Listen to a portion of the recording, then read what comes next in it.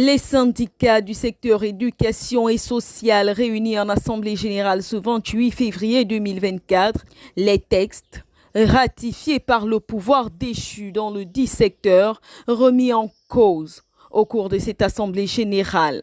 Des lois controversées qui feront l'objet de débats à la prochaine messe nationale.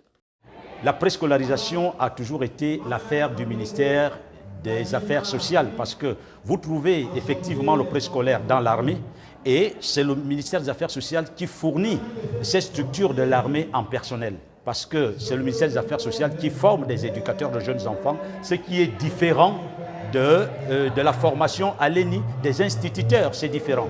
Et vous comprenez, cette loi qui a été prise, c'est-à-dire la loi 38 qui a été prise en juillet, n'a pas tenu compte du Code de l'enfant. Or, le Code de l'enfant est le bréviaire en ce qui concerne tout ce qu'on voudrait faire sur l'enfant. Cette loi n'a pas visé le Code de l'enfant. Vous comprenez donc c'est une loi qui a été prise dans des conditions comme des bandits, comme ils faisaient. Ici, les syndicalistes du secteur veulent surtout montrer le caractère inique de certaines lois proposées par le pouvoir déchu et ratifiées aujourd'hui par le CTRI.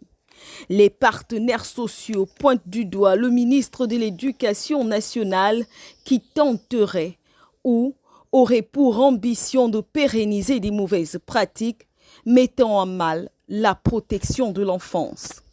Il n'y aura jamais la fin du ministère des Affaires sociales. Parce que moi, je vais rentrer dans un débat de fond. La loi 34 qui a été initiée par le gouvernement déchu, cette loi n'avait pas été signée par le chef de l'État.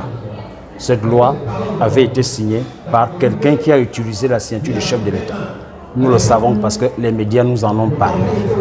Alors aujourd'hui, tout ce qui concerne les actes législatifs et administratifs qui ont été pris vers la fin, à l'approche du mois d'août 2023, tous ces actes doivent être purement et simplement annulés. Nous avons vu que Madame le ministre de l'Éducation nationale aujourd'hui, hier encore ministre de l'Éducation nationale, elle avait proposé un projet de l'enseignement de l'éducation sexuelle pour la rentrée des classes 2023-2024.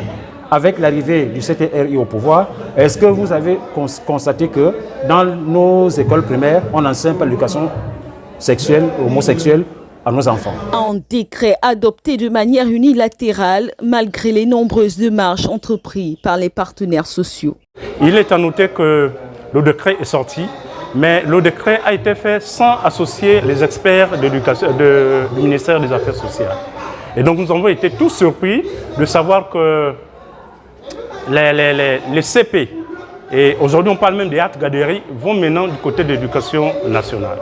Quand nous savons bien même que leurs structures en manque, ne sont pas pourvues, ne sont pas adaptées à recevoir la petite enfance. Une assemblée générale de dénonciation qui ne vise pourtant pas une entrée en grève, mais une vive interpellation des plus hautes autorités de la transition face à cette énième dérive.